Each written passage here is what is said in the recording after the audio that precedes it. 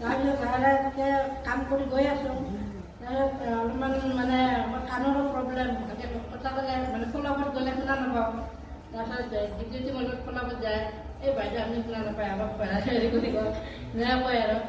তাৰপিছত তথাপিতো মানে হাৰ মানা নাই আৰু মেচিন এটা ল'লোঁ, কিন্তু লোৱাৰ পিছত আৰু মেচিনটো কাম কৰাৰ ইমান মানে মনৰ শক্তি আছে, কিন্তু শৰীৰে নামানে। তাৰপিছতো মাইনা কয় বোলে মাইনাটো ঘৰতে থাকা, তুমি এতিয়া আৰু বয়স আছে নোৱাৰিবা। নাই, মোৰ মনৰ শক্তিটো পুৰা আছে, কিন্তু শৰীৰটো মানে নামানে। তথাপিতো মই ইনভাইট কৰোঁ, ইনভাইট কৰি কিনে অলপমান আগবাঢ়ি যাওঁ।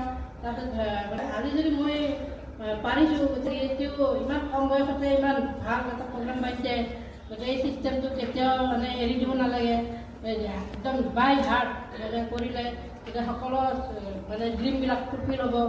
যিমানখিনি ড্ৰিম আছে চব মা দেউতাৰ সপোন পূৰা হ'ব। গতিকে এইখিনিয়ে কৈ মই